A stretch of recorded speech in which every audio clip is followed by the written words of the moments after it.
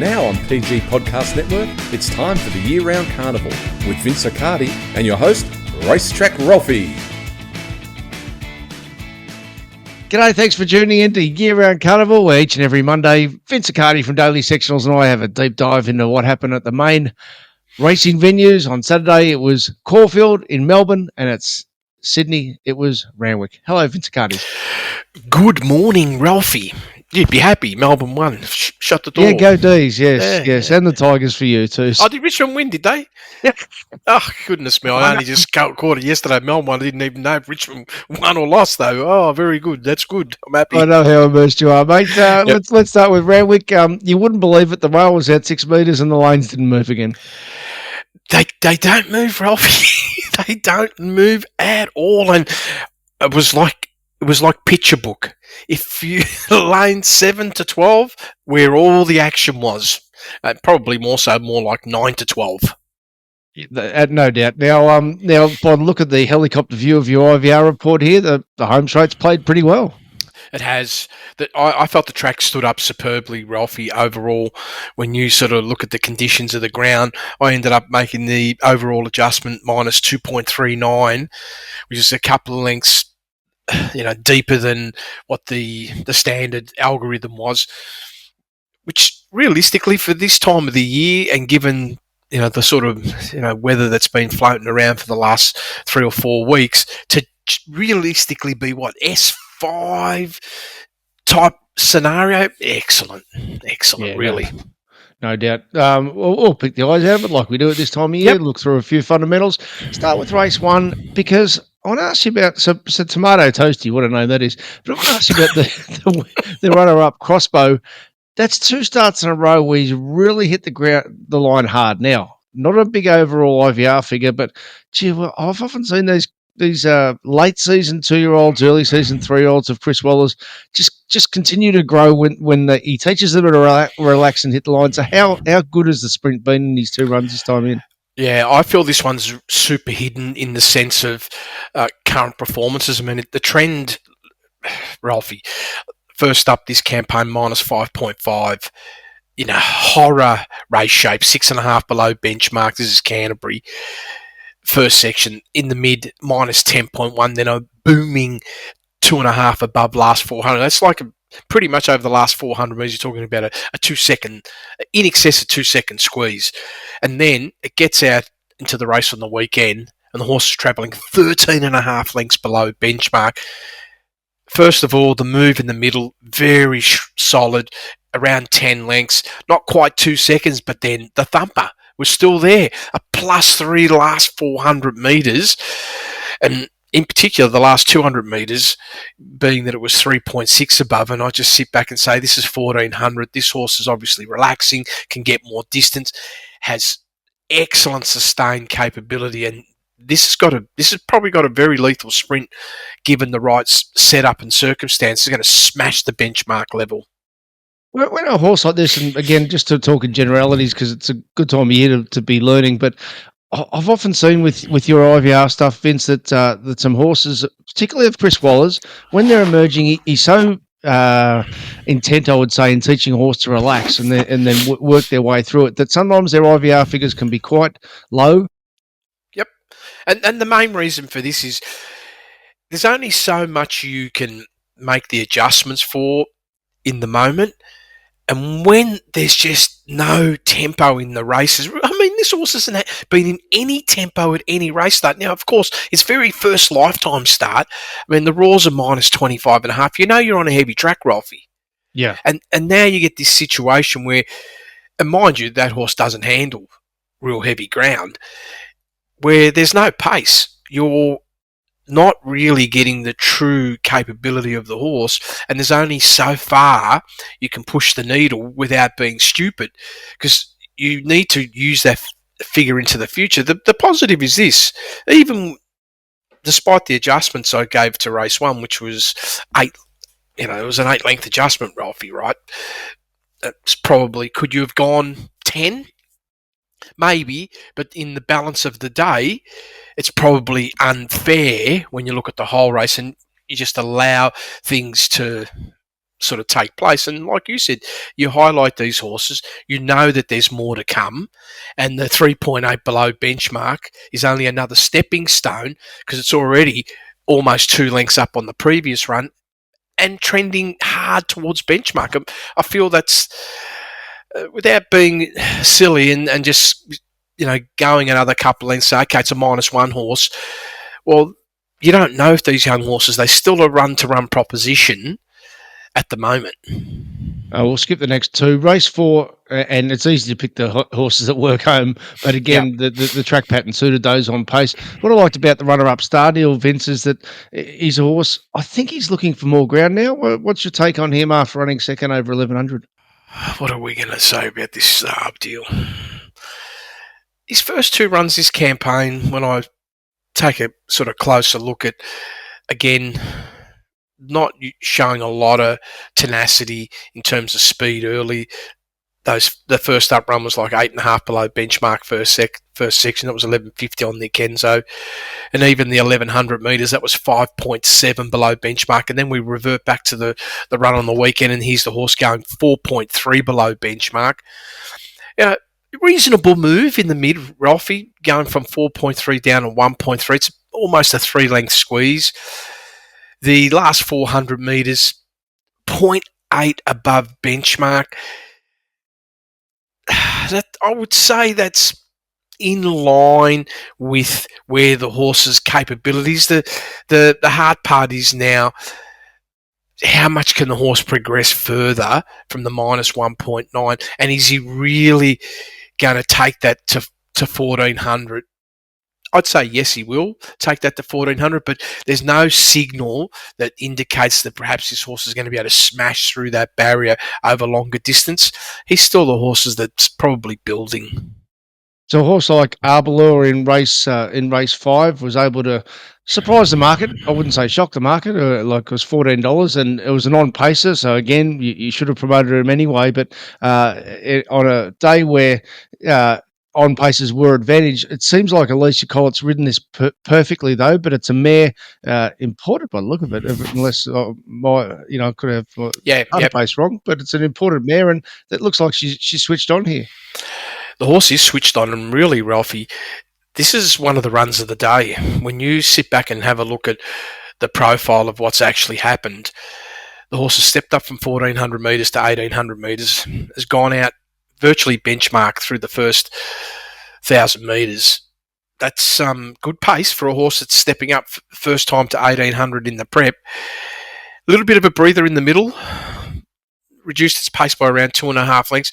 I'd say that's a slight negative in terms of overall performance. No matter what happens when you're travelling at a good pace, given the ground conditions, even though they weren't bad, they were still on, in my view, slow 5. To have any sort of subtle drop-off is never a bonus for you. And it did rebound. Virtually ran benchmark for the last 3 splits. That's from the 600 home, indicating that the horse has definitely got sustained speed. And I have to say this horse is going to improve further, not only at this distance range, but even over more distance. Ended up top 3 for the day, Ralphie, 0.4 below benchmark. Again, another runner that I would have signalled internally as being clearly a benchmark horse. What do we make of Federer? Had a big boom on him, it was just about this time last year in August, in fact, when he bolted in his first 2 starts.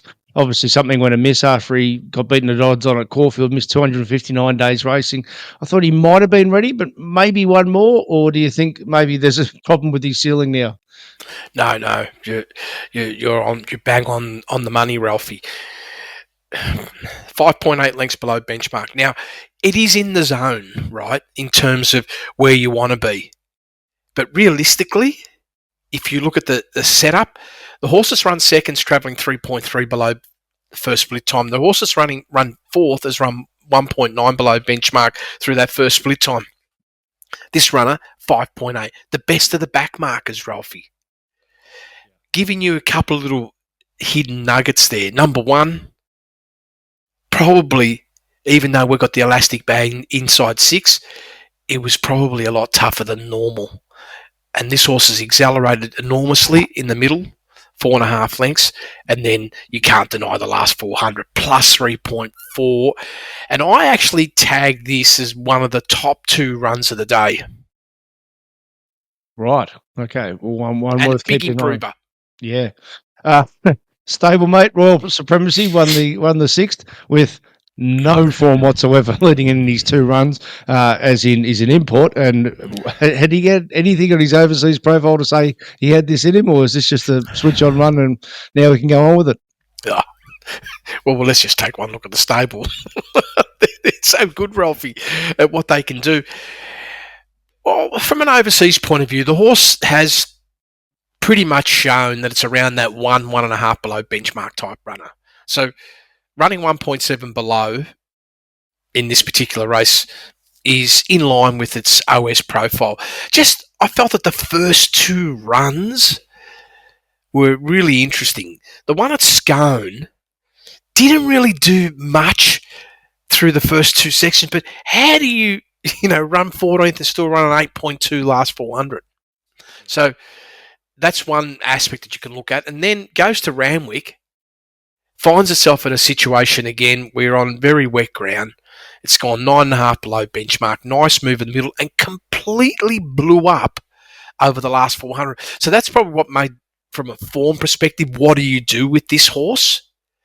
There was something there in that first up run that perhaps this horse has got this potential, because it doesn't matter where you run. If you've got a 3.5 below benchmark for a split time and you run 8.2 above over the last 400 metres, you've got some ability. But like from my perspective, the second up run completely threw me off the train and saying, oh, maybe something's not right. And here we are, it steps up another 200 metres, goes through the first section 3.6 lengths below benchmark, which is pretty much bang on in line what it did first up. And then 2 lengths below benchmark, actually increased the pace and was so tenacious over the last 400 with a plus 1.3. And the horse has almost put itself in the same sphere of its OS profile. Now I'll just sit back and say, lightly raced, right stable. We don't know where this horse is going, Ralphie, but it's not going backwards. No doubt at all. All right, bit of a combination here of a reflection of what the day's like, given it was best of the day, but I'm using an old Mark Lambourne pearl from the Punters Show days. The market tells you a lot first up, doesn't it? And 850 and a 650 Bundina, where did this come from? Well, the performance, one of the few horses that break benchmark for the day, Ralphie, 0.7 above. Yeah, just that trial, that last trial on the 27th of the 6th, probably was a good sign that getting near benchmark, that this horse is probably here to do something. If it can just bring that trial, I don't go too aggressive when there's 740 metres trials, Ralphie, because there's a lot of sort of artificial work that's got to done to create your 800 metre line and all these things. So you can never get really bullish. But the reality was, if you stemmed off that, you'd probably be saying to yourself, well, they've got the horse in good shape from that perspective. So that would be one way where you can isolate. In terms of its first up profile, not easy to have, Ralphie. 1,000 metres, you would just say, whatever you do today, you're just going to improve. You'd have to go back to sort of 23 type profile to have a level of confidence that this horse is going to run well. Now, the trial does give you a bit of an indicator, but still 1,000 metres, you would be saying to yourself it's too short. And here we are, the horse has come out and run 0.7 above, really franking the trials, and is showing that this horse has come back better than what it did in 2023. So they've got this horse right. And then I look at the breakdown, 3.8 lengths below benchmark through their first couple of 100 metres, which is reasonable speed, Ralphie. 0.2 above between the 8 and the 4, and then solid last 400 of 2.5 above. And I'm not going to say the horse is tapered. I felt that it's held its line to the finish. And I'm just sitting back here saying, well, you want to be with this horse over longer. And I think it's going to be in for a big campaign. I was cheering race 8 Diamond Lil, and I was cheering in the run too because I thought it was a fantastic front-running ride from Jason Collett. And now looking at your data and the replay in hindsight, the market had them $4 each of 2 with punting, and no doubt the starts badly costed. Sorry, what a terrible way of using English. Badly cost. Hunting the opportunity to show its best. It probably says the market was spot on. There's nothing between these two horses. No, there's nothing, and the reality is it did definitely cost punting the race, in my view, for sure, Ralphie. I mean, they set to give it over 4 lengths head start. It was a lot more aggressive in the middle and far more aggressive over the last 400, but the ride was spot on by the winner. What do we make of Vega Magnifico? It's a horse who actually won first up last prep, but it was decent odds on Saturday, and it seems like it's done a very good job against the race shape. Yeah, the squeeze was too big for the horse, Ralphie. This is definitely what's put it out its play, being unrealistically in an unreasonable position through the first half of the race, going 9.1, had to make that giant move in the middle from minus 9.1 to 0.7 above. Entitled to really weaken over the last 400, but realistically, it's pretty much held up, superbly against Putin. And the 9.1, if I make some slight adjustments, I still had it marginally behind Putin in terms of overall performance, and not better than. I'm just taking the lens if they were to race against each other their subsequent start, let's say they were alongside each other, you're probably still going to lean to Putin, Ralphie, in terms of the close. I think it's the same colours by the look of it in the one race 9 and Get a Fix. So 2 questions here. One, how big a performance was it, particularly the way the day was playing to come from where it was, and just the art, and he just missed by a nose of Nashua Willer's rider called Jakey. Was this front running perfection or what? Oh, Ralphie, I was sort of cheering Cool Jakey personally, and Get a Fix was a runner that I was lamenting in, out in the top 4, and I decided on the Saturday morning, I said, no, I'll give it a wide berth. I couldn't believe it won. And even I look at the numbers, 8.4 lengths below benchmark, first section versus minus 1.3, huge in the middle, putting an 8.5 length squeeze in the middle, and then powering out with a plus 3.1 last 200 metres to nail what I thought was a perfect front running display by Nash. And maybe he could have overdone it a little bit, Ralphie, with the slowdown between the 6 and the 2 to leave energy late, because he did pick some back up.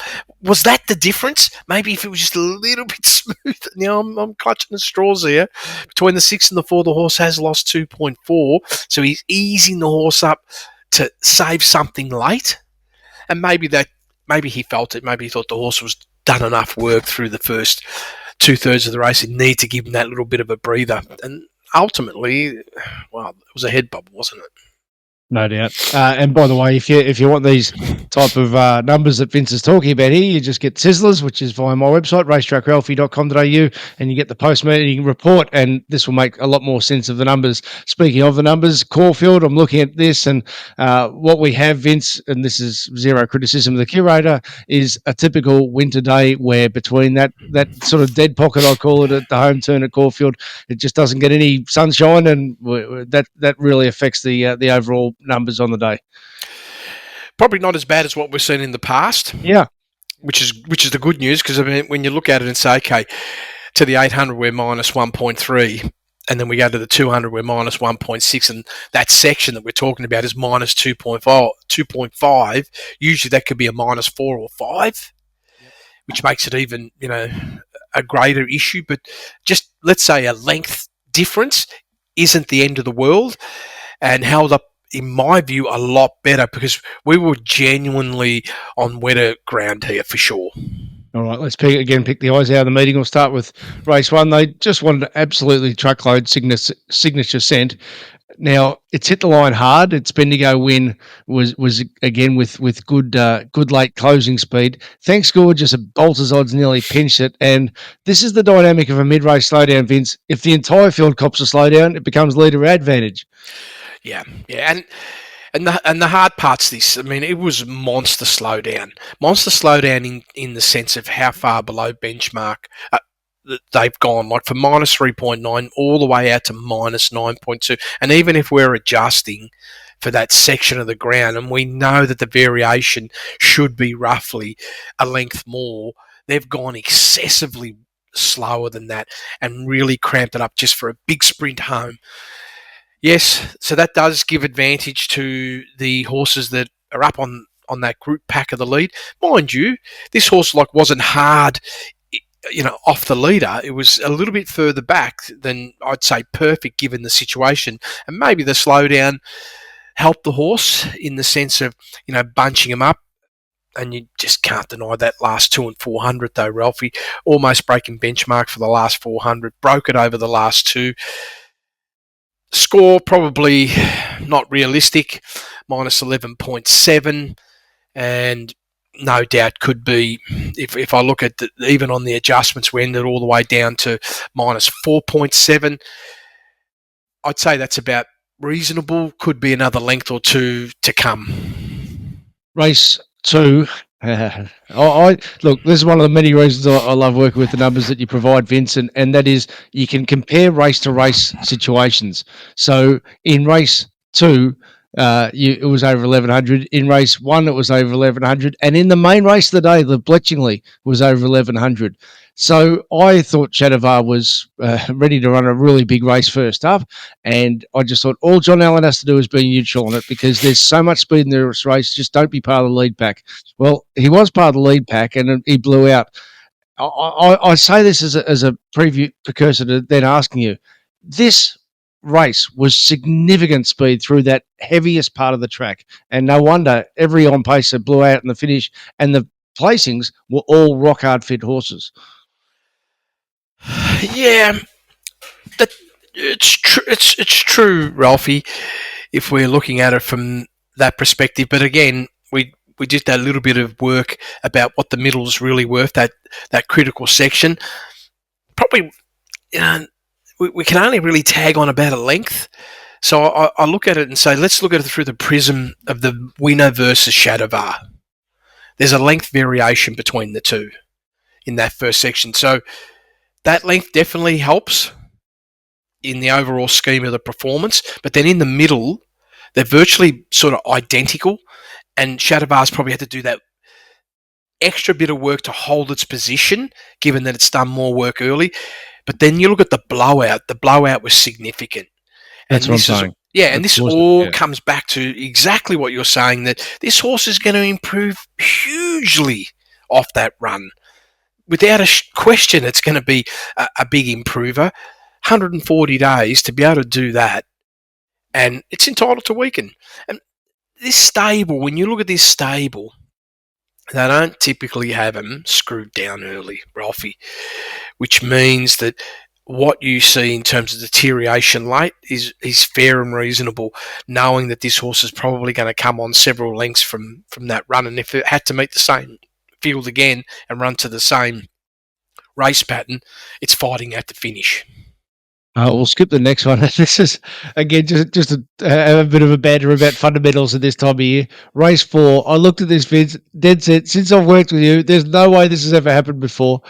Race 4, Jimmy the Bear and Pounding, the top 25 IVR performances in this race with these two horses. You want to talk about class edge? There was just this weird sort of Vobis bonus or whatever with the set weights that they threw him in. I reckon by listening to the pre-race interviews with Michelle and Paddy Payne, I reckon they were looking for excuses not to run Jimmy the Bear because it was on the quick backup, and they just thought, we just have to. This is picking money up off the ground. Yep. And that's what they did. They've picked up the money literally from the ground, and they've got the perfect race scenario. There they are. The leader's going 10.6 lengths below benchmark. Jimmy the Bear's going 14.9, 100% in the zone, and cruising at barrier trial pace through the first half of the race, allowing itself for a full, I would say full tank of petrol, if you want to call it, for the last 800 metres. And there it was. It wasn't hiding. 12.9 length mid-race squeeze in the top 5 for the whole day, and almost getting to benchmark between the 8 and the 4, and then pretty much peaked at the 200 metre mark and done part of the most aggressive work on the most difficult part of the track and still managed with a 2.9 last 200 below benchmark. And that's enough to say I'm too good.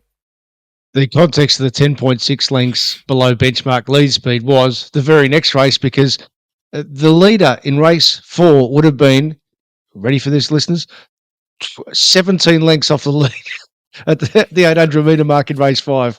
That's the difference in race to race. I don't get it, Ralphie. How do you go 6.5 above? Now, that's like complete overreaching on the day. Like complete overreaching. Even the winner is travelling benchmark. And you could see the collapse came straight away.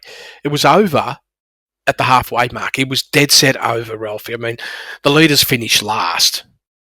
And you look at the mid-race between the 8 and the 4, and the average speed, even if you take away the last 2 horses, was 8.5 lengths below benchmark. Just showing you how much it collapsed, that it just took so much out of the runners. And no surprise. Look at the last 400, Ralphie. The average was like 15.5 below benchmark. That's how much it took its toll in going so fast. So you know you're clearly going way too fast. The lead speed on its own was genuinely on the day 6 lengths faster than what it should be. Just the lead speed. And even that would have been noted as being quick for the day. Probably more realistically, you had to be around that 3 to 5 to maybe 8 lengths below benchmark to say you're orderly and in line with the day. So it's always, it's funny when the good jockeys are in an unusual position. It's amazing how the numbers sort of say something. And American Wolf, I thought, Chinny, what are you doing at the back there? But this was off a 70-day break. This horse would have been leading the previous race by 10 lengths instead of sitting last. And I wouldn't be surprised, given it's come from the South Australian Derby and it won the St. Ledger. I wouldn't be surprised if they back it up next week. And all of a sudden, I thought it's gone from a run where you're out the back, you're not put in. Well, actually, that was going in fast pace. Don't be surprised if they run this horse next week or at 2,400 in a couple of weeks' time against similar horses, and it shows its best because it couldn't breathe. Yeah, it was running hard, no question about that. And you look at its profile just this campaign, it was almost on par with its best ever first section, which is Yep, sorry. Yeah, which is not easy to do under the circumstances. Race 6 in the program. This is one that was findable in that it was a very tough race. It was an open race the way I sort of looked at the race. Not sure about yourself, Vince, but with home rule, it loves wet ground. But I mentioned Jason Collette before and Nashua Willa. This front-running rider, Jayla Kennedy, was as good as either of those too. It was, Rolf, and again, it wasn't like a speed where you're sort of just cruising. You're nearing benchmark through that first 600 metres, so you're running. There's no question you're running. The break on its closest runners, that 2 lengths, was the telling picture, and the franking of what you just said about the ride up front, it was superb. Everyone's weakening, but it wasn't a dramatic weakening between the 8 and the 4, 3 lengths below benchmark. It's probably a length and a half slower than what the standard ground condition speed was, but the reality is this could have been a place where you could have severely dropped the anchor and gone from 0.9 below benchmark to -6 or 7, and that could have changed the complete structure of the race. But she maintained. The pressure was maintained. And yes, there was a collapse over the last 400 metres. The horse has gone 9.5 below benchmark, but so has everybody else. In race 7, Zoo Sensation. I'll read what I wrote about Zoo Sensation and Sizzlers a fortnight earlier. -0.8 lengths below benchmark, ranked 3rd on the day. Good quality off-season sprinter who's PB to date Moonee Valley last November. 0.3, winning this distance on firm ground. Best of the night performance here after being planted wide and over-racing 7 weeks earlier when -0.9 lengths, -0.9 ranked 7th on the day has improved to -0.3 ranked 3rd. His ability to produce a big mid-race, a sustained closing chase, and produce a very solid wet track indicator of +8.1 says he should be in for more wins this winter. -0.8 at the 800 for -3.2 in the mid-race, -1.4 last 400. Note he peaked with plus 0.9 from the 400, 200 before losing 3 lengths last 200. So that little late drop-off said more to come. The market said more to come. What did he do on Saturday? Yeah, more to come. I'd say more to come, Ralphie. Not only did you highlight it, but more to come off that, and spot on. 0.1 above benchmark, best of the day. You look at the setup of the race, 2.6 lengths below benchmark. It's bang on good speed, and there was no resting here. I mean, the leaders run Harry runs going 0.9 above, so they're travelling. In the middle, the horse has definitely slowed down. Like, the anchors have come down. The horse has slowed by 4 lengths. That's had an impact. Even though it's rebounded over the last 400 metres, you could see on the last 200 metres, the 2.2 lengths below benchmark, losing acceleration of about 2 lengths between the 4 and the 2, and the finish was the franking of the impact of when you've had to re-accelerate, what effect it's had, and it's gotten victory, and it was third up. This horse going to win again, Ralphie? It was an interesting post-race. Troy Corson said it added a little tie-back operation in the throat, and they just have to let the horse run. But it's probably been the most successful operation they've ever had with one of their horses. So they've obviously got the horse right. A horse like the Open I want to ask about. I was keen on the Open, even though I had Zoo Sensation second, but it was really disappointing. Now, hindsight on the Monday, which is what we try and learn here. Lim Saltoro was beaten a mile. Yellow Sam didn't really turn up, even though it ran third. And the Open, second start in blinkers. Craig Williams post-race said, take the blinkers off. Was there a chance that the Open was flat after that really big race-to-race exertion last start? Oh, 100%. 100%, Ralphie. You can just see it in the numbers. 5.5 above. Brand new record for the horse. This was at Caulfield. Yep. Smashing its previous best by 2 lengths.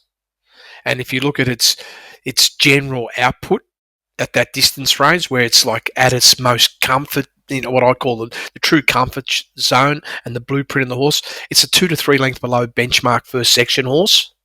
That's where it typically likes to run. So the horse has probably extended itself around 8 lengths more than its genuine comfort zone. And then you just look at the last 2 sections, complete collapse that day at Caulfield. So 100% the horse felt that run, and probably was more like inline, needed 21 days between runs, and then turns up here. Yes, it is 1.5 lengths below benchmark. It is softer, but we've got to adjust for the ground conditions. That's a lot of tension, and you could see the horse was already done by the time it got to the 400. The flags are up, knowing that the horse just didn't have anything to give and ran very flat, Ralphie. Right, particularly why that stable's going. Standby could be a big rebound. The feature race of the day was the Bletchingley Stakes in flight. Well, it's a mare we've been tagging through the winter. She's just an absolute duck, and she's a beauty. She's a line chaser as well. As I touched on after race 2, this was an unusual race shape for the best race of the day. There was just no real speed in the race, and this mare's come from off pace and Willow straight to the best lanes in the track. Yeah, and the ride, it was masterful, Ralphie. Cruising through that first section, 3.3 lengths below benchmark was the lead speed. This horse is travelling 6.7. I'd say almost that golden position, 3 lengths off him. In the mid, they're slowing, Ralphie, but this horse is slowing the least. Only a 2.1 length slowdown between the 8 and the 4, catching the wave, I call it, Ralph, because everybody else, not everybody else, the key finishers were slowing 4, 4.5, another couple of lengths more, allowed it to get in the race, not blow out the energy, and all of a sudden, we've got this big sprint home over the last 400 metres, and the horse just put paid to everybody, 3.8 above last 400, super strong last 3 splits. What else can you say other than perfect ride for a horse that was in the right condition leading into this and in peak form? That Randwick run, it was like sensational, Ralphie, 0.7 above, and then came in and still delivered a 0.1. And realistically, if you make that minor adjustment, I'd say gone every bit as well as what it did at the previous run. I reckon there's nothing between her and Kin if the track was clean. What's your thoughts there? Yeah, there really isn't much between them. Even I was just looking at their preparations they're like right on the sort of ideal pathway, and that 1 length gap through the first split time has helped. And yeah, it could be a little sign the King's also done for the campaign, Ralph. It's possible. It is possible that it could be done. And I mean, the slowdown wasn't much between the 8 and the 4. Probably got a slight advantage over in-flight. Just couldn't finish as well. Yep, that all makes sense. All right, there's one that I really want to give to our members, so there'll be a members bonus. And I also want to ask you about half yours. Now, last week we didn't have time. You hadn't yet clocked Sunshine Coast. Now you have.